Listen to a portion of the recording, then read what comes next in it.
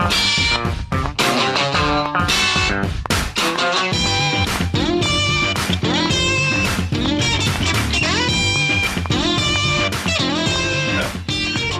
can't help it. I start smiling and grooving along when I hear that. I start chuckling under my breath. It's a catchy tune, man. Peter Trulin did a great job getting that track to us. So thank you, Peter, for that. You're in for a treat, folks, when you hear that tune, because it's time for another week of the Rec Poker Podcast. This is the Forums edition, where we talk strategy, not like that boring old chats edition where we just talk to someone in the world of poker. Puh, enough of that. Let's get our elbows deep into the greatness of poker strategy. We couldn't do it without our amazing sponsors, Mark Brachon at Website Amp and the Running Aces Hotel, Racetrack, and Casino.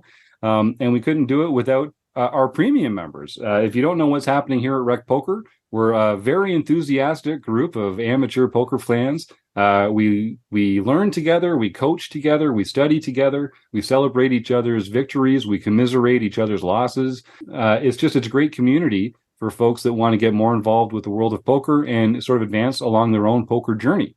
Most of what we do is free. We're a largely volunteer-based organization. You can go to rec.poker and sign up for a free account right now. All it takes is an email address and a smile, but both are mandatory. And we do depend on our premium members to keep everything going over here. It's $15 a month. Doesn't sound like a lot to you, I hope, but to us, it makes a big difference. And one of the perks of your premium membership, along with access to our training sessions, strategy videos, some of our social events, learning with the pros directly, access to other websites, training materials as well. One of the perks is joining the show here on the Forums edition of the podcast. And so I'm very pleased to have Eric Anderson back on the show. Regular listeners will recognize Eric. He's a prolific poster in the forums. He's been on the podcast several times. And I always look forward to cracking that head open and seeing what's going on in that poker brain of his. But the real backbone of what we do here at Rec Poker is the Wrecking Crew. My name's Jim Reed. I'm Bluffsterini in the home game and at Rec Poker Jim on Twitter.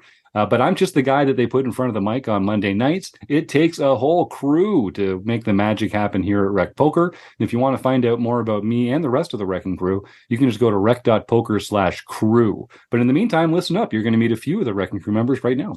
So my name is Ben Enslow. I'm BJamin96 on Twitch. You can find all my socials there. And I'm East Coast Bidder in the Rec Poker home games. I'm Kim Kilroy. I'm Fergie56 in the home game and PetVet_33 on Twitter. And I'm Rob Washam, and I'm Radman50 just about everywhere. And if you were listening last week, you know that Ben Enslow is the newest member of the Wrecking Crew. We're really excited to have him on here. Ben, I don't think we did a very good job of actually shouting out exactly where folks can find your Twitch handle. So if they go to twitch.tv/bjammin, is that where all the magic happens? Yep. That's we play the home game. So I've been playing the internationals every Saturday. So you can catch me there, 10 a.m. my time, Atlantic Standard is when we start there. Usually we start a little earlier, and that's for sure. I'm usually always in there. So if you want to catch me live, definitely check me out on Saturdays. So there you go. And that's Bjammin, Bejamin, like Benjamin, but without the N. Without the N, jammin'. Yeah, and lots of people call me Benjamin, so it's but like I say to Jim, when I hear Benjamin, I'm like looking for my mom. Nice, yeah, that's right. Shout out to my mom.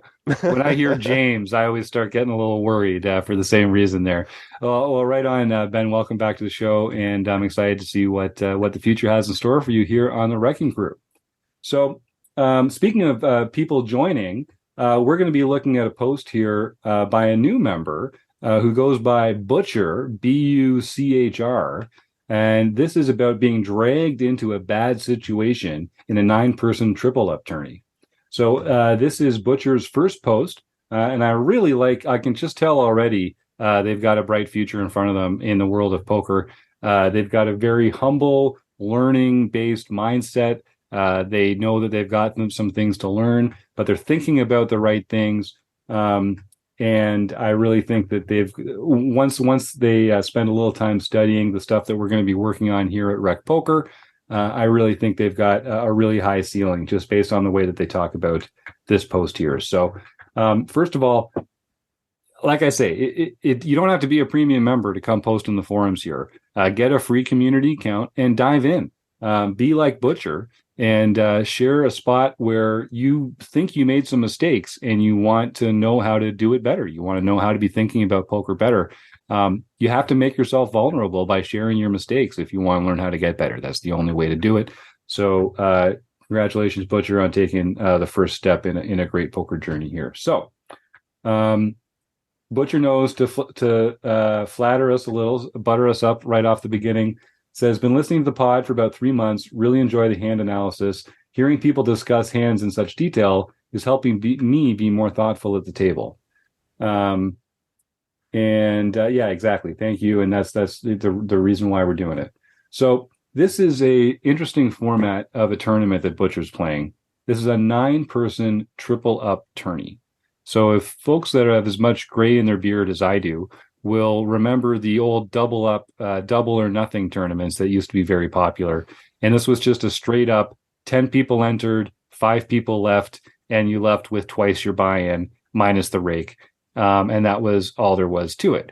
It didn't matter. It was almost like a satellite tournament to get that 5th spot because the person with all the chips got the same double up prize as the person who just got the 5th place number of chips. So the number of chips don't matter. It's just getting through to that double up. In this one, it's a 9-player triple up tourney. So 3 players are going to win, and they're going to each triple their buy-in, again, minus the rake. So that's the format. I know they've started doing several years ago in the double or nothing tournaments, they started adjusting the payouts to reflect your stack size at the time of the tournament ending, which had a really interesting effect because that changed it from being a very flat payout structure where 1 through 5 get the same prize to making the more chips you get, the bigger your prize would be. So it really kind of changes the incentives in the structure. Based on the write-up here, this is a triple up tourney on Ignition, and it looks like this is just a straight up triple up. There is no graduated prize pool according to how big your stack is. So one of the things that we're going to notice in the responses is that really does change how you should be approaching this tournament. Because if the prize for first is the same as the prize for third, it's closer to a satellite tournament than you might conventionally think a 9-player tournament might be. It's really important that you get into that top 3, but it's not that important whether you're third, second, or first. And I think we'll see that changes some of the math as we see how the hand unfolds here. So it's a quick game starting with starting stacks of 75 big blinds. And I'm not sure what the time is for the blinds going up, but I believe that it is a quick game. 10 minutes in, I'm dealt, and this is Buchr talking, dealt 7-7 on the button with 7 players remaining and a stack of 43 big blinds. Everyone is pretty even stacked except for the small blind who's knocked out 2 players early. So there's some information already that we can start to work with here. So for one thing, Buchr's saying, if I can just hold on till third, I triple up. And that is kind of the approach that you should be taking here. And when the player 2 to your left is the chip leader and has 3 times as many chips as a lot of the other players, that's also going to incentivize you to tighten up a little bit because they can afford to splash around a bit and you can't. So you should be kind of taking the less volatile line with some of those marginal hands that you might consider getting involved with. So we're dealt 7-7. Action folds around to the cutoff, and we're in the button. The cutoff opens to 4 big blinds. Now, this is the first decision point in the hand, obviously. It's the first time that we're being given the opportunity to act. Buchr says right off the bat here, I raised to 13 big blinds, looking to sweep up the blinds and the 4 big blind raise initially, thinking I will shove against another raise since my pocket sevens is a flip against a lot of hands. So let's just talk about that a little bit here. So we've got three options at any time. We can fold, we can call, or we can raise. And if we're going to raise, we can talk about the size that we're going to raise to here. We've had one new piece of information, which is that the person that opened to 4 big blinds. I would love to know if that was their typical opening size, or if this, I mean, it's only been 10 minutes. I don't know how many chances they've had to open yet. But to me, when someone opens to 4 big blinds in a tournament, that indicates to me that they have a stronger range than typical. Does the rest of the panel, is that consistent with your thoughts on that? Yeah, for the most part, in these sort of lower buy-in tournaments, I think that that's a valid point.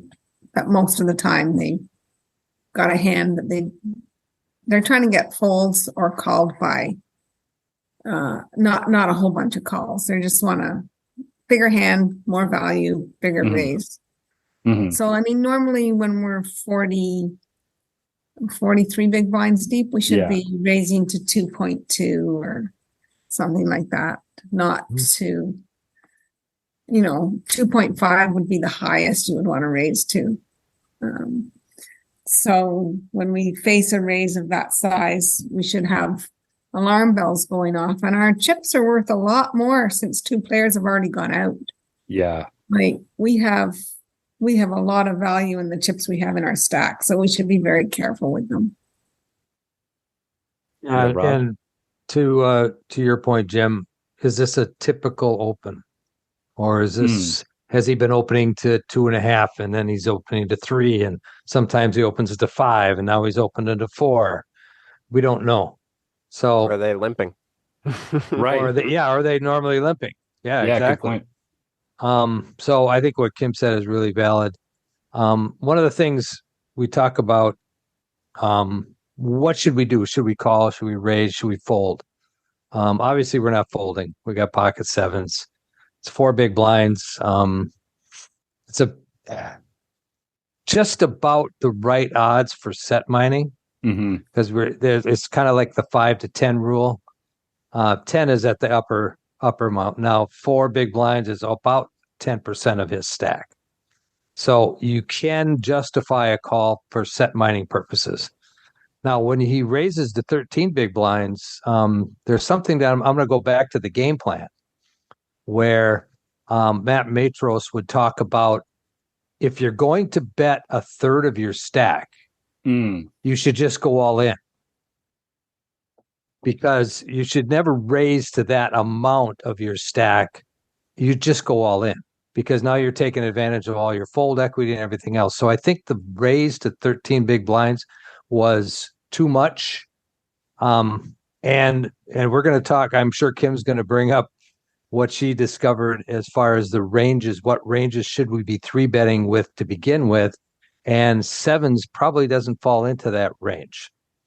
We talked about, before we went live here, we talked about what those ranges are. And so maybe Kim could expand on that a little bit, because sevens is not the kind of hand that you want to 3-bet in this spot. And I'll just say that, Kim's our solver technician here on the crew, and the solver won't know that you're in a 9-person triple up tournament. So we should probably be even tighter than the solver would suggest. But that being said, Kim, you had a chance to look at this in Odin. Is that right? No, I was looking at it in Floptimal, actually. Floptimal. Sorry. Because this is pre-flop action we're talking about here. But I want to say that the solvers don't use a 4 big blind opening range. Oh, good point. So the solvers would be using the smaller opening range. So our 3-betting needs to even get tighter. But when we want to 3-bet and the raise is big, we can 3-bet smaller. So we can 3-bet, if we had aces here, we can 3-bet smaller, ace king, like hands that we do want to 3-bet.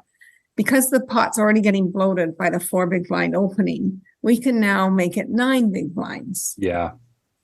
Or even 10. We don't have to go, we can just go 2.5 times their open. We don't have to go to this over 3 times their open, virtually committing our stack to this. We can go to 9, and now we have the opportunity to fold to a jam pre-flop.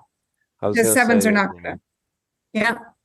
Well, I was just wondering, like if we're in the small blind, would we make it bigger then, as opposed to if us being on the button? Like if we were to 3-bet.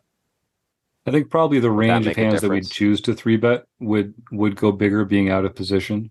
I think that's a good general rule. Yeah. Yep. Yeah. We're gonna be a little tighter too, than we would be from the button. Right. Yeah. So the solvers don't want us raising really until we get to 10s or Pocket even 10s? jacks. Yeah. Yep. They don't mind a raise with 7s sometimes versus some opponents, like they say 20% of the time, but it's going to be versus a 2 or 2.2 big blind Right. open against a 4 big blind open. So I think probably in Solverland this is always a call, and I actually don't mind a fold here to a 4 big blind open. Mm-hmm. Yeah. Mm-hmm. I mean, we do have the button. I would definitely be more inclined to fold this in the small blind. Yeah. I would definitely call it in the big blind because it's costing me less.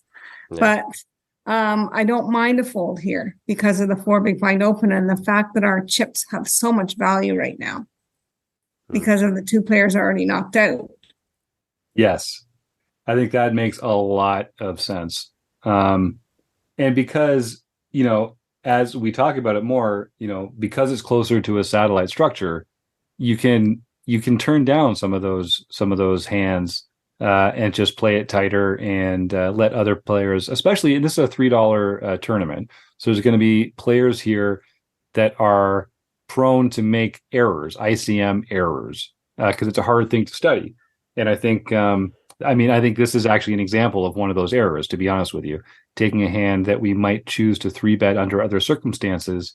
And in this dynamic, in this tournament structure with the big stack player to our left, all that kind of tells me that this should be a call instead. And I don't disagree with you, Kim, about having a fold in here at some frequency, but when I'm holding a pocket pair, I actually don't mind if the opponent has a very strong range because I'm basically set mining.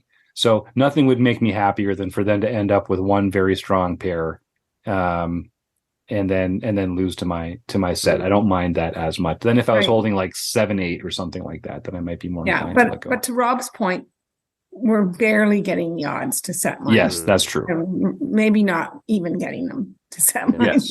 Yes. So, Right. And I mean, I don't mind a raise here if this person always opens 4 big blinds and has been opening a lot. Yeah.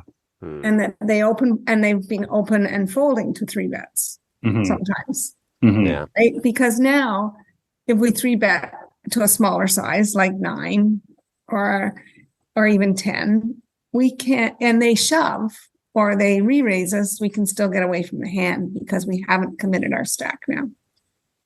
Yep. So Yeah, that's kind of what I was going to get at too. I was kind of wondering, like, it almost reminds me of somebody like limping, like if they were limping all the time and then all of a sudden, they raised to 4 big blinds and they have a wide range between their VPIP and their raising. Like if they're 40 and 20 even, then it's like, even over a short sample size, if they're just constantly limping and then all of a sudden 4 big blinds, I'm definitely just folding 7s on the button. Yep. I think that makes a lot of sense. So I'd like to mention about on the pre-flop, he mentions he 3-bets and plans on 5-betting all in because he thinks he's flipping. Yeah. It's kind of gambling, and he says he thinks he's flipping. Well, he is flipping with ace king, ace queen, and that.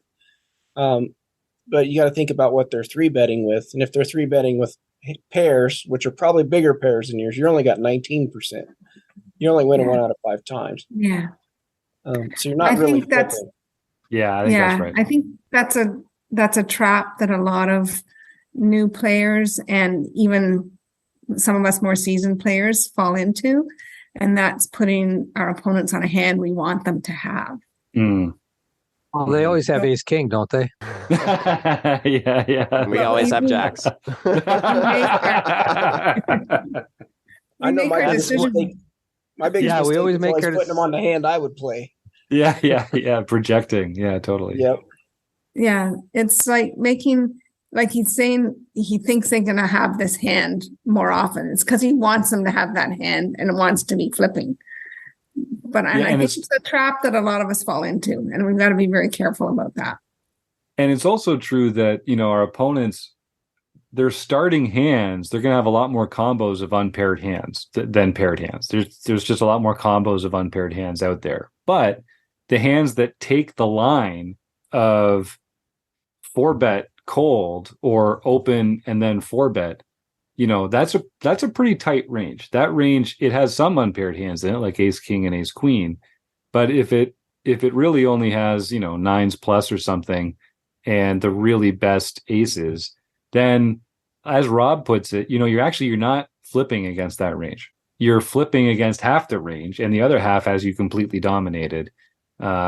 So you don't have as much equity as you think. You're definitely not flipping against the range. Although it's true what Buchr says here, you're flipping against a lot of hands. It's just those hands don't make up the majority of the player's range at this point. So they do get keep in mind. Let's also keep in mind what Kim mentioned earlier, that your chips are worth more now than a normal chip EV situation, because 2 players have already been eliminated. So now your stack is worth more than just a straight chip to chip value. So a lot of the odds and equities that you need are now going up. You need more equity than you needed before.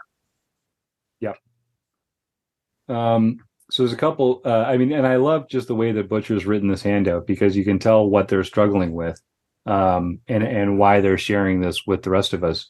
So they're saying originally they raised to 13 thinking that they'll shove a re-raise since my 7-7's a flip against a lot of hands. And then the next line is how it folds back around after that to the cutoff. They do re-raise, and Buchr says, I realize I hate this spot. And this is the spot that you had mentioned earlier that you were going to re-raise into, because you're flipping against a lot of their hands. And I think now that you're in the spot, Buchr, you kind of see, oh, wait, actually, I don't really like this spot as much as I thought I did. So it just goes to show sort of like the importance of really visualizing the different outcomes that could take place, and kind of trying to just put yourself in your shoes 15 seconds from now. And like I had to take my hand off the mouse before I would tell myself, like, okay, I'm going to do this, I'm going to raise, and then this is what I'm going to do when they raise me back, or this is what I'm going to do. I'm going to check, but this is what I'm going to do if they make a bet. Like, I wouldn't allow myself to just click anything until I thought about what the next action was going to be. Because you get into this spot where you're like, oh, I've got pocket sevens. I'm, racing against all their unpaired hands. Let's go, raise. And then they do raise, and you're like, oh. Wait. And poker's a lot like chess in that way. You always want to think at least 2 moves ahead. Right. And yes. And I have made it a habit that I'm never calling, or I'm never checking. I'm check calling. I'm check folding, or I'm check raising. I love that. And I'm also putting a number on it. I'm check calling a third pot. I'm check calling a half pot. Yep. Before I check, I know what I'm doing on the next. And that's hopefully I've predicted what one of those decisions are. They usually pot it, and then I don't know what to do. But yeah, that's right. And it's not like you have to have the whole hand figured out, but just if you can take some of the more common actions into account and just say, what am I going to do if I get raised? That's a pretty good thing to be asking every time you consider betting. It's just like, what am I going to do if I get raised? And if you're going to call that raise, how big of a raise? Are you going to call it all in, or are you going to call it just a little bit? Yep. Yeah. So that's just something to be thinking about in advance. And that just takes practice, Buchr, and playing more and getting yourself into those positions. So their first question is, am I right that the raise to 13 was premature and too big with 3 opponents still in the hand? I think we all agree that it was overplaying your hand a little bit. I think it's overplaying the strength of your hand to treat it like a value raise here in this dynamic, and that maybe you could size down a little bit. They say, my thinking at the time was a pair of sevens are too weak to go multi-way, so I want to isolate the cutoff. That's a good thing to be thinking about in poker generally. But pocket sevens are not they're only too weak to go multi-way if it's really important to you that you win the pot. If what you're trying to do is just make a profitable set mining opportunity, then they're actually the perfect kind of hand to take multi-way. Nothing would make you happier than to get a few other people also chipping 4 big blinds in there, making your pot odds even better, and your implied odds of getting paid when you make a set all the better. The difference is when you don't make a set, you're likely just not going to win the hand. So that's okay. Poker isn't about winning the most hands. It's about winning the most chips. And you don't need to win all the hands to do that. Sometimes the art of poker is actually losing the right hands and not kind of putting yourself in a position to lose a lot more chips in those hands. Now let's talk about the type of hands you want to isolate with. Oh, great. Types of hands you want to isolate with are probably your big ace king, ace queen type hands. Yeah. Hands that you can actually go to the flop and actually go to get to showdown and still be ahead of a lot of the hands that somebody would have just called your 3-bet with.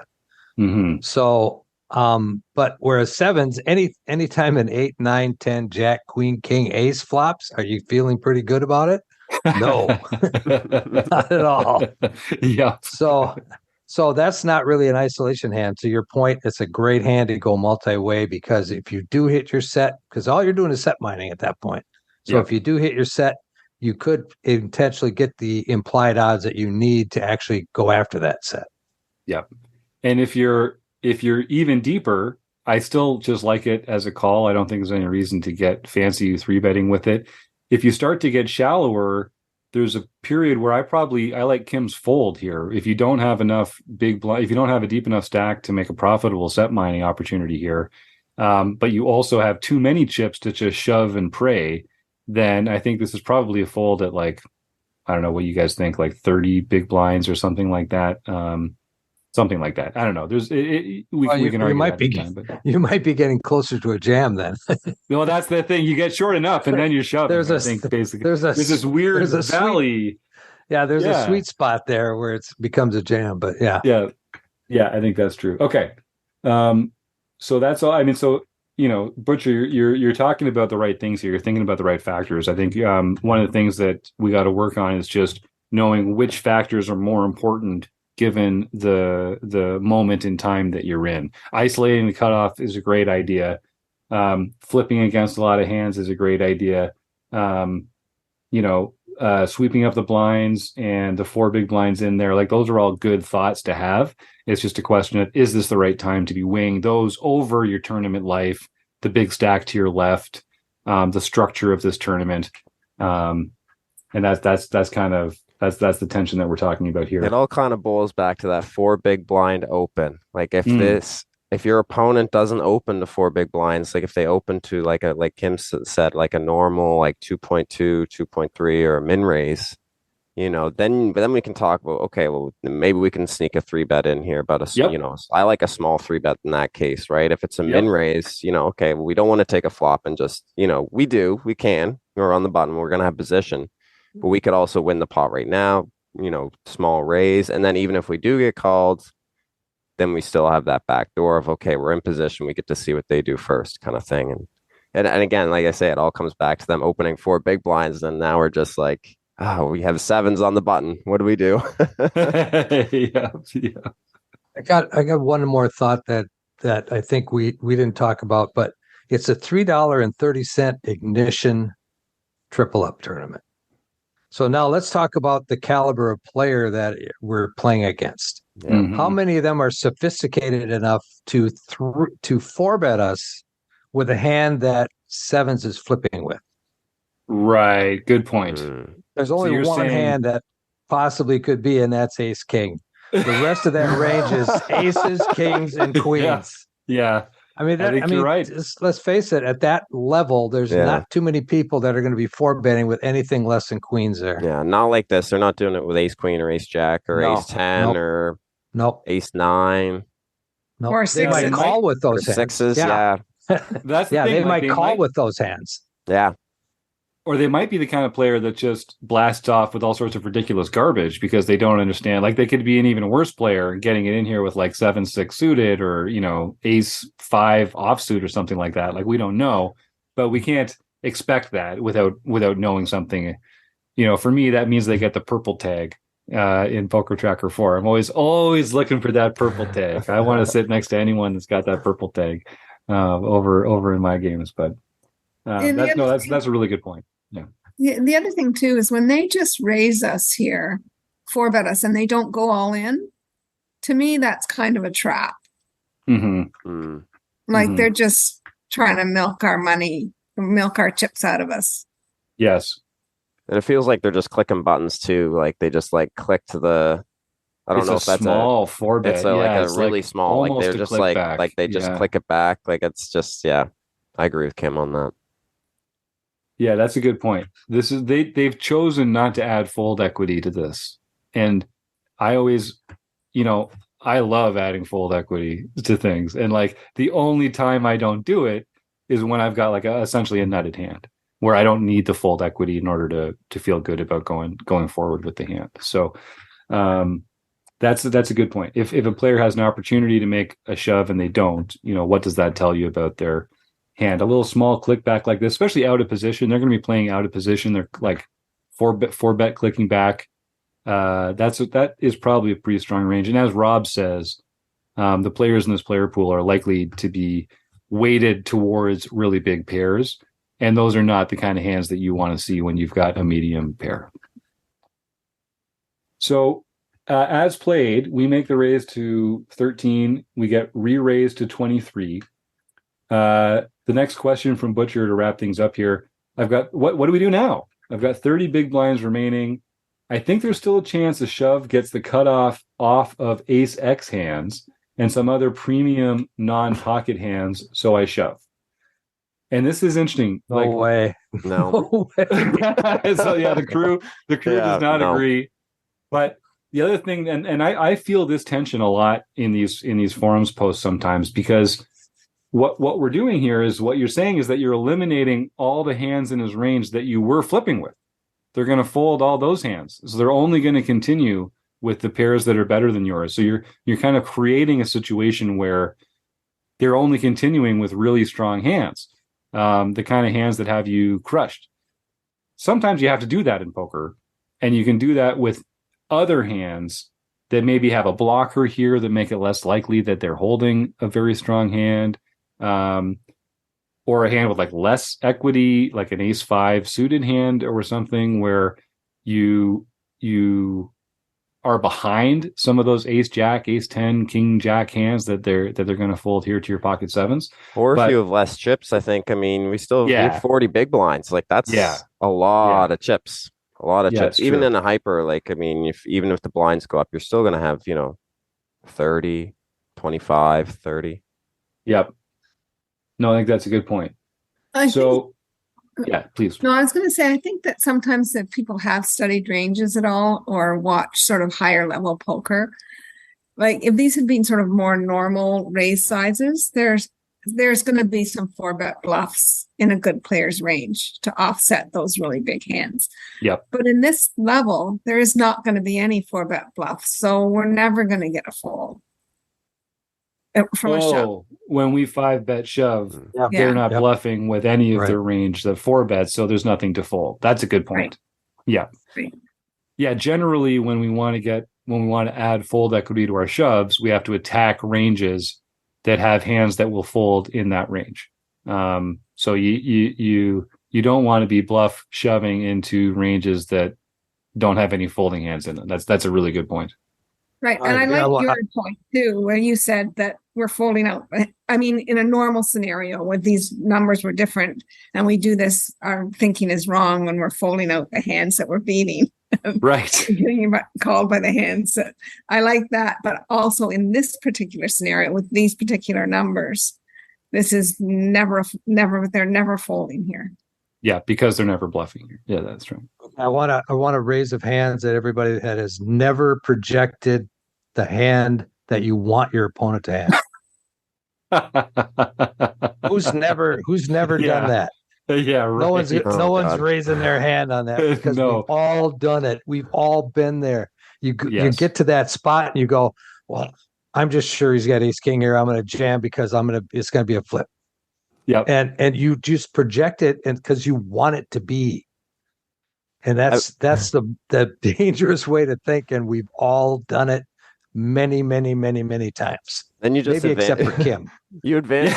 Well, I've done it where lots of money's been on the line. So yeah, and more on the call off side too. You look at all those masses of chips in the pot, and you're looking at calling off with some crappy hand because they could have this one bluffing hand. Right. Exactly. They never do. They never do. What were you gonna say, Ben?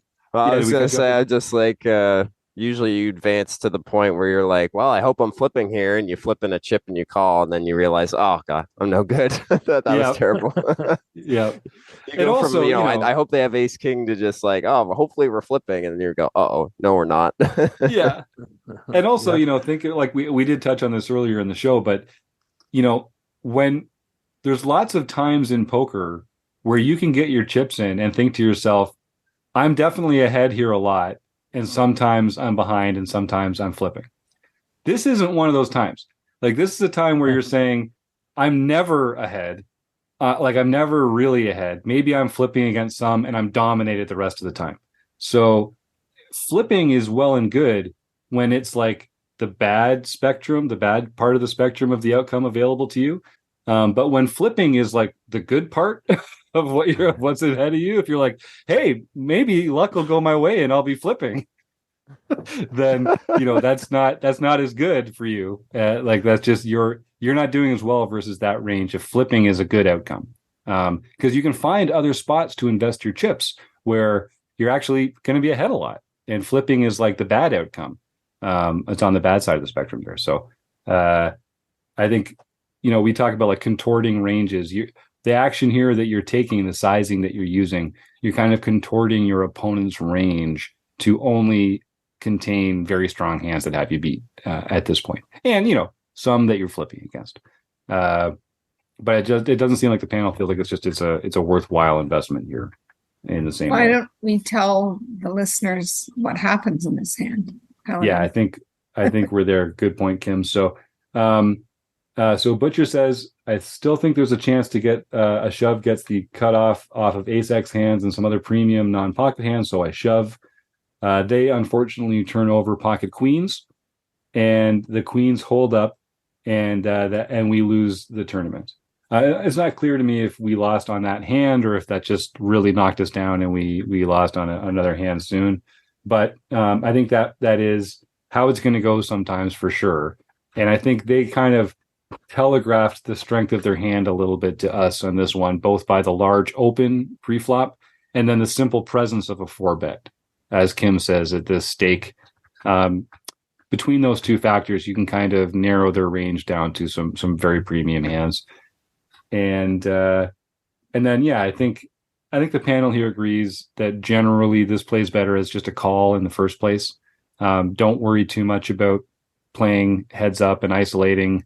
I'd rather be 3-betting with a hand like ace queen offsuit here and calling with a hand like pocket sevens.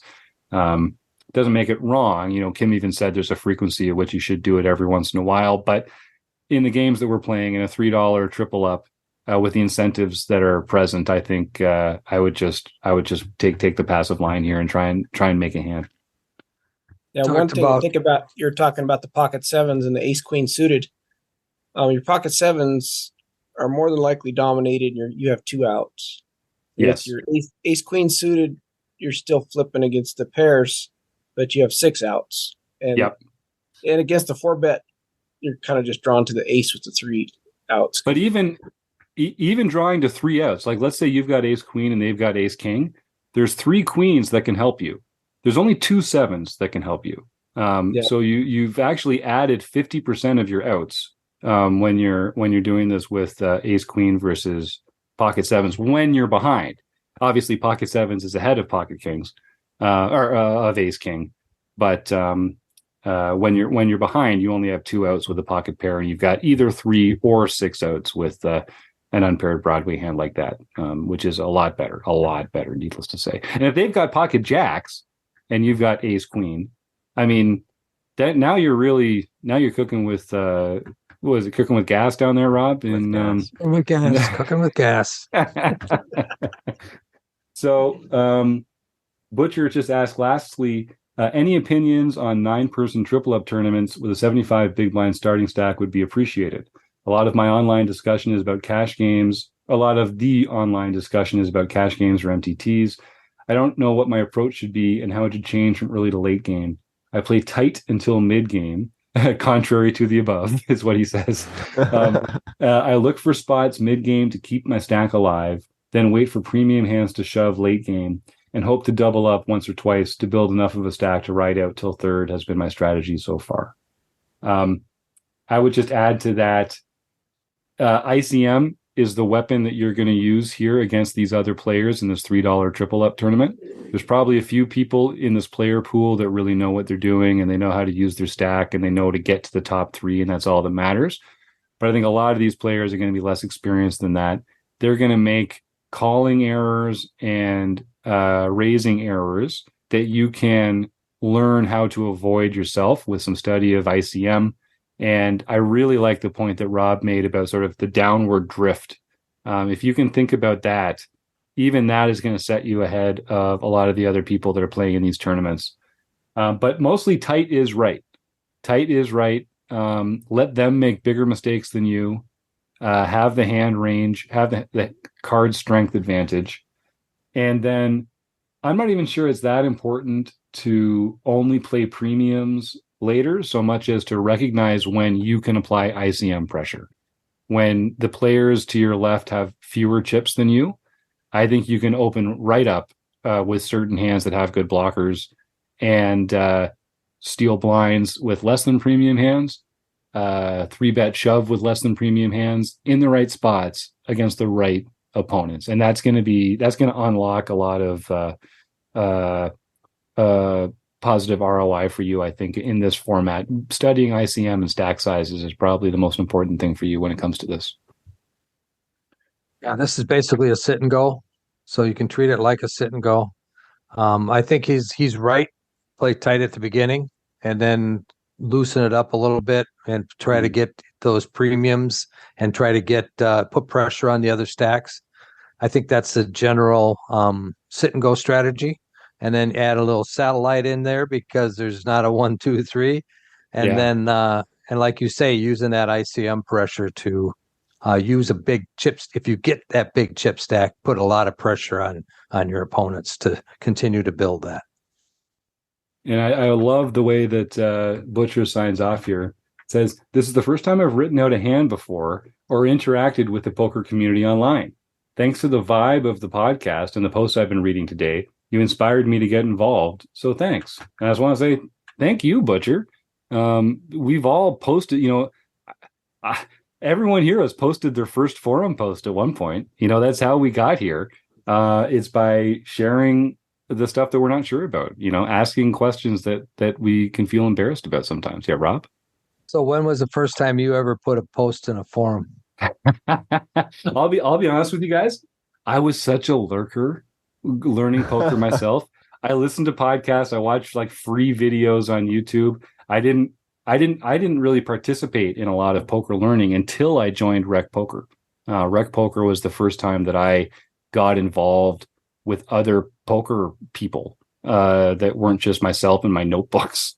God, I wish I'd done it earlier, man. I spent so many years like being a serious poker student on my own and like winning money and like being a pretty good poker player.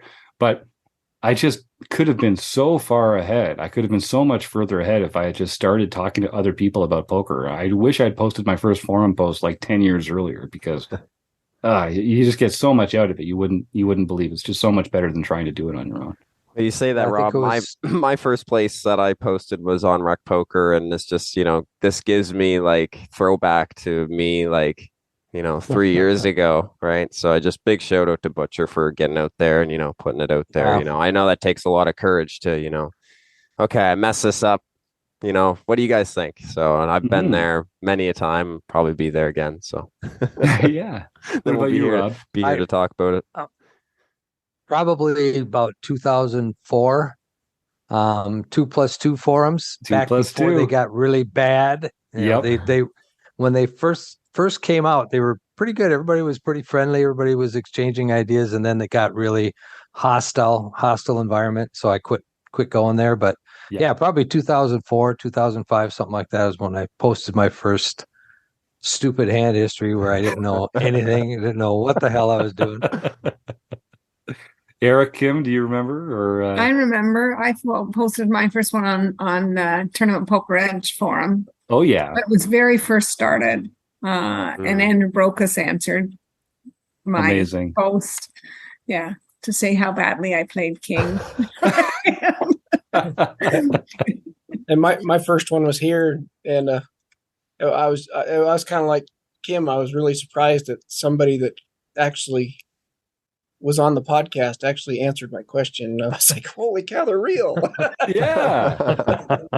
There you go. But I do have All some right. advice. He asked about the format on Yes. you kind of want to. It's easy with this 9-person because you'll have it figured out. With a satellite, you kind of want to figure out how many chips you need to go out. Oh, good point. With this, you're at 30% of all the chips in play. So once you hit, I usually do about 80% of 30%.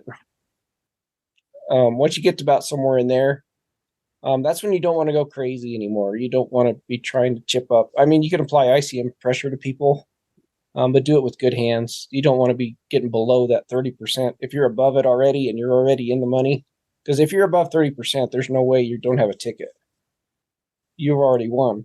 So don't go below there. Don't. That's a great advice. And just to reinforce that, so what Eric's saying there is that if you've got 30% of the chips in play at any time, then you can pretty much just coast to that bubble bursting. So you kind of don't have to keep playing actively. You've kind of already done most of the work into getting that ticket. So I see players that don't really understand the ICM pitfalls that end up with a huge stack, and then they keep playing as though the point is to win all the chips, and the point is not to win all the chips. Do Just not because you're risk. the chip lead doesn't mean you can bully everybody. It No, means you're the chip exactly. lead and you just relax.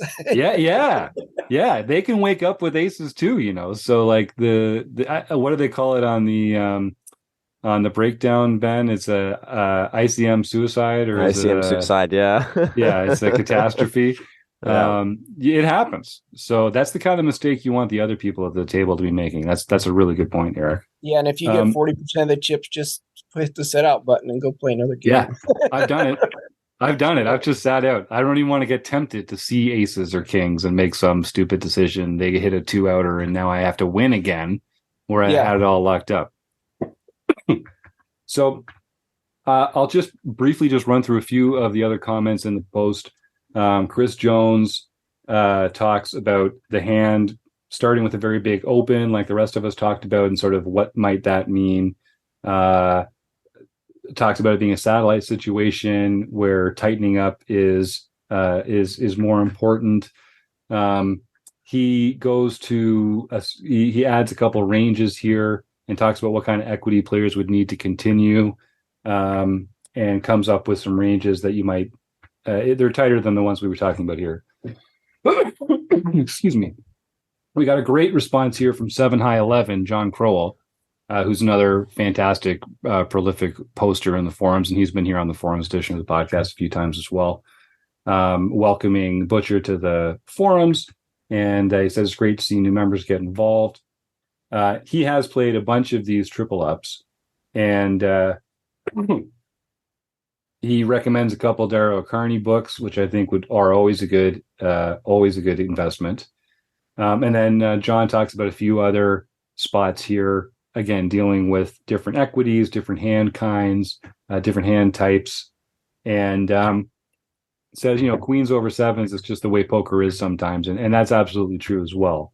You can't be results oriented, but I think, and then what Chris gets into here as well, Chris comes back into the conversation and just does reinforce just how tight we have to be here. And I'll just illustrate one point here. Chris says, if we really widen villain's range, any pair, any ace, all broadways, a lot of suited cards, and give them a 37% opening range, as crazy as it may seem, according to the dynamic of play that we're talking about here, we still fold pocket sevens. We're just not as incentivized to take flips in these spots, especially with that opening range. And we so rarely dominate with 7-7 that we just fold it, which is one of the issues that we were talking about here before. You're just never dominating with a hand like that. So the flips are not as the flips are the good outcome.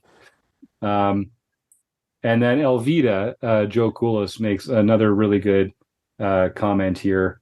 The one that I just keep coming back to here, which is that one of your goals is to let other players make mistakes. And this is one of those mistakes. This is just a spot where you could have just passed on putting a lot of chips in here, but you chose to push a thin edge.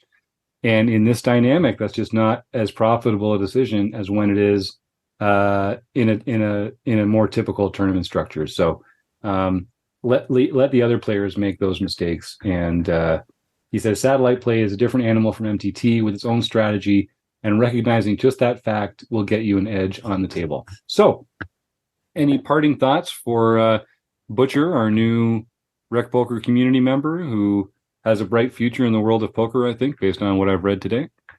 I don't see any. So I just really want to thank our correspondent here, Buchr, for writing in and for giving some of us a little nostalgia for our first forum post. That brought a smile to my face.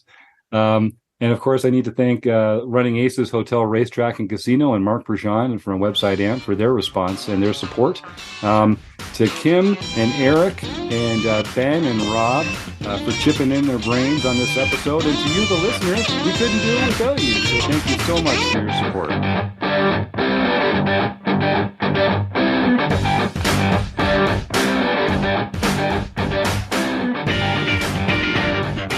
I like Kim's. I like this one.